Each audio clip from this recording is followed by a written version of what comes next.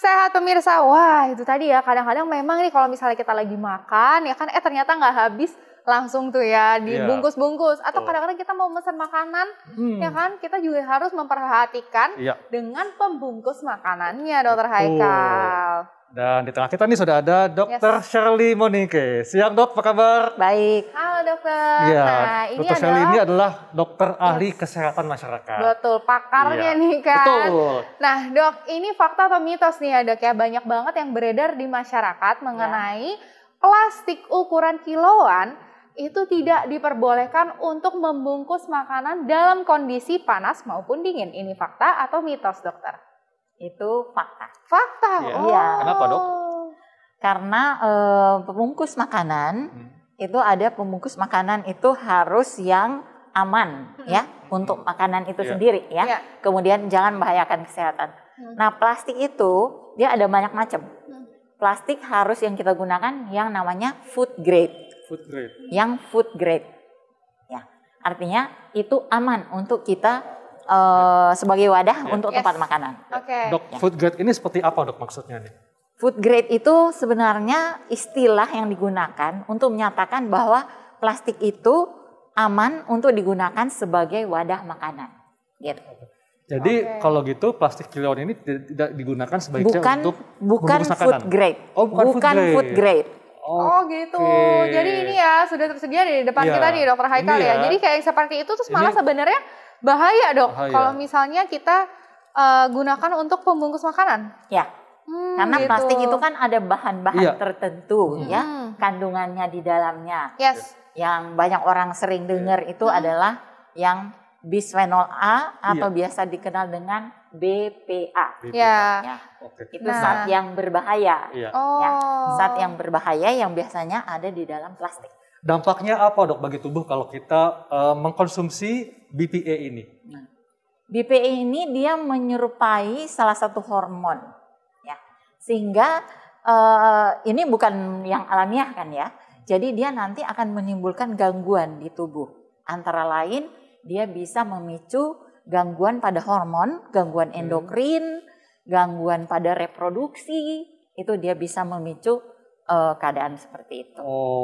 Nah pemirsa, jadi plastik kiloan yang biasa kita gunakan untuk membungkus makanan bisa mengandung BPA yang bisa menyebabkan gangguan terhadap tubuh kita, mulai gangguan hormonal dan menyebabkan berbagai gangguan lainnya. Dan sebaiknya tidak digunakan untuk membungkus makanan. Iya, mau makanan dingin ataupun panas tetap aja ya dok ya, tidak boleh. Apalagi panas. Apalagi panas. Oke. Nah ini banyak nih dok masyarakat yang menggunakan kertas pembungkus nasi seperti ini untuk membungkus makanan. Ini fakta atau mitos bahwa kertas pembungkus nasi ya pembungkus makanan ini yang digunakan seperti ini ternyata bisa memicu kanker. Ini fakta atau mitos dokter? Ya, ini bisa jadi fakta. Bisa jadi fakta. Bisa. Jadi sebenarnya bukan hanya kanker. Karena bahan ini biasanya adalah bahan daur ulang, kertas daur ulang. Ya. Kalau kertas daur ulang berarti pada saat pembuatannya dia biasa macam-macam dong ada di situ. Bisa ada klorin, kemudian bisa ada campuran-campuran yang lain. Kemudian dia bisa juga biasanya kandungan bakterinya dari hasil penelitian ya itu sangat tinggi. Kandungan bakterinya. Seperti itu. Dok, dan juga kalau kita lihat kertas pembungkus nasi ini kan juga dilapisin plastik dok ya. Betul. Artinya tidak boleh kena panas juga ya? Ya, jadi yang lebih berbahaya lagi apabila dia masuk makanan yang panas, kemudian makanannya berkuah, ya ada cairannya, kemudian makanannya itu berminyak dan asam. Yang 4 macam. Justru ini digunakan untuk bungkus nasi goreng, kue tiaw, nasi padang. Aduh, banyak banget ini ya. Berkuah semua itu ya. Betul. Waduh, berarti kalau dia berkuah, panas, tadi asam, maka bahan yang tadi, bahan ini, dia akan dia akan leaking. Dia akan keluar, bercampur dengan makanan. Karena dipicu oleh panas, kemudian tadi asam, dan minyak ya. Minyak, dia bercampur. Keluar bercampur dengan makanan. Kemudian kita konsumsi. Waduh. Oke deh, nah dok, ini kan tadi plastik ya, pembungkus nasi. Nah, yang juga banyak beredar ini adalah styrofoam nih dok, ya kan? Styrofoam, karena kan styrofoam ini memang sangat-sangat umum untuk kita gunakan untuk pembungkus makanan. Apakah benar nih dok, bisa memicu kanker juga kalau misalnya kita membungkus makanan dengan styrofoam? Itu bisa ya, bisa tidak, tergantung ya. Karena styrofoam itu adalah salah satu jenis plastik sebenarnya. Salah satu jenis plastik sebenarnya. Kalau kita tahu plastik itu ada 1 sampai 7 ya. Yang kalau kita lihat di bahan-bahannya ya, ada tanda itu ya. Yang bisa di recycling. Ini masuk 06. Nomor 6. Nomor 6 itu? Dia mengandung stiren. Styrofoam ya? Ya. Jadi nomor 6 itu boleh atau tidak nih dok? Masyarakat masalahnya dia kalau kita pakai untuk makanan yang biasa ya, kering, tidak berminyak, tidak asam, tidak panas, itu tidak akan menimbulkan masalah kesehatan bagi kita. Tapi bila dia panas, kemudian asam, ada banyak minyak, itu sama dengan yang tadi. Dia akan bahannya itu dia akan terlepas, kemudian dia akan bercampur dengan makanan yang ada di situ. Kemudian kita konsumsi. Nah, stiren ini dia juga bisa mengandung bahan yang tadi, bisa mengganggu. Ada yang penelitian mengatakan bahwa dia bisa memicu terjadinya kalau janin itu abortus ya. Keguguran ya? Ya. Kemudian dia juga bisa memicu hormon-hormon tertentu, bikin sakit kepala, ya. Jadi seperti itu. Jadi dia leaching itu dia bercampur dengan makanan. Baik dok, selanjutnya daun pisang nih dok. Ini kan biasanya nih paling common dok. Kalau daun pisangnya dibersihkan, ya kemudian digunakan untuk membungkus makan. Biasanya nih digunakan untuk membungkus makanan yang berkuah dok, berminyak, ya. Nah, fakta atau mitos bahwa membungkus makan dengan daun pisang jauh lebih aman, fakta atau mitos dok? Tapi nanti dok jawabnya belum. Sesaat lagi kita akan kembali pemirsa, tetap di Hidup Sehat. Nah, itu dia sejumlah negara yang membatasi penggunaan plastik dan saatnya nih kita Indonesia juga mulai nih membatasi penggunaan plastik karena supaya kita terhindar dari polusi karena plastik ini sangat susah untuk didaur ulang, Alin. Yes, betul. Dan juga plastik ini juga kalau misalnya kita gunakan untuk pembungkus makanan ternyata nggak semua plastik bisa ya. Nah, ini selanjutnya nih kita masih membahas bungkus makanan ya. Ini adalah daun pisang yang biasa digunakan untuk bungkus makanan. Selain daun pisang, ada juga daun jati, daun kelapa.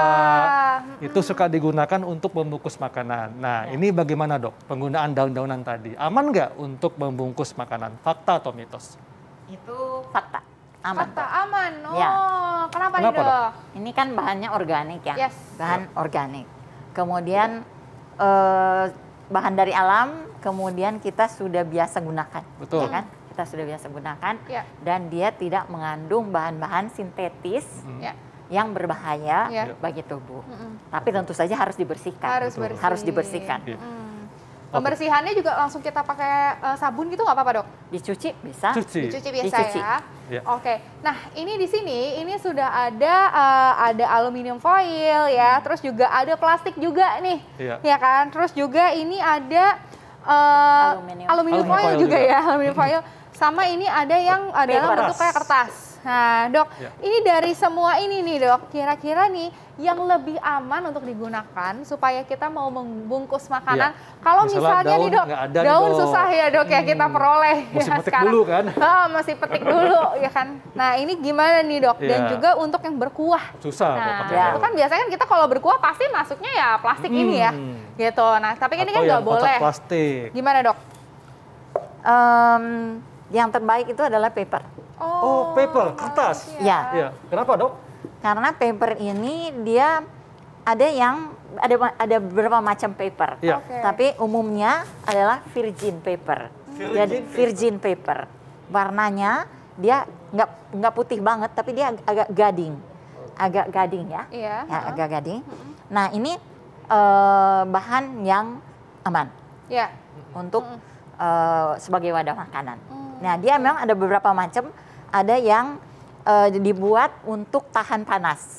Ada yang dibuat untuk tahan panas supaya kalau ada kuah-kuah gitu dia nggak nah dok, keluar. Ini tapi aluminium foil itu kan kebanyakan bisa menahan panas juga nih dok. Bisa. Gitu. Nah ini gimana dok?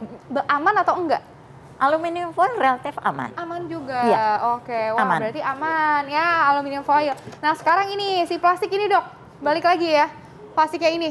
Iya. Aman? Plastik ini aman asal menggunakannya benar. Asal menggunakannya benar. Karena plastik itu biasanya di bawahnya itu dia udah tulis ini adalah food grade. Ya, ada food grade. Nah, kemudian ini adalah sekali pakai. Ini masalahnya nih.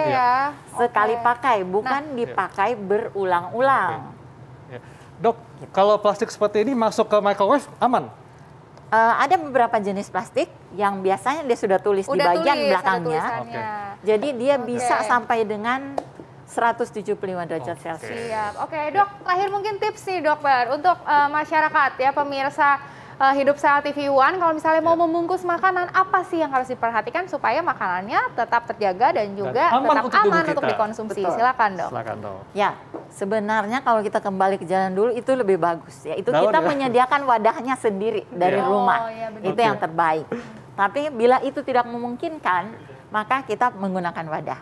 Rekomendasi tentu saja bahan-bahan yang alami, yang organik, daun seperti daun pisang, ya, kemudian daun daun jati. Nah, ada lagi beberapa jenis daun yang bisa digunakan buat makanan.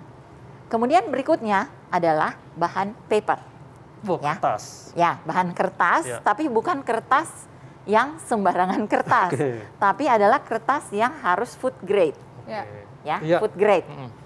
Dia pasti kalau food grade ada di belakangnya, jadi kita selalu harus lihat belakangnya ini. Oh betul. Ya, dia ini ada tulisannya. Informasinya ya. Informasinya. Kemudian ini juga bisa digunakan, ini juga bisa digunakan, tetapi menggunakannya harus dengan prinsip yang benar.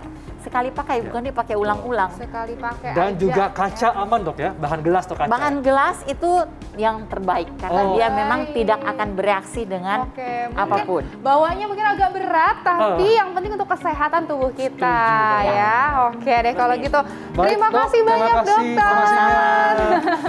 Wah, pemirsa Hidup Sehat tentunya banyak sekali informasi kesehatan yang bisa Anda dapatkan apabila menonton Hidup Sehat secara rutin ya, tiap hari Senin sampai Jumat jam 1 sampai jam 2 siang live di TV One. Dan kami pamit, Dr. Hekal. Saya Dr. Eni Tarlin, Indonesia Hidup Sehat. Bye-bye.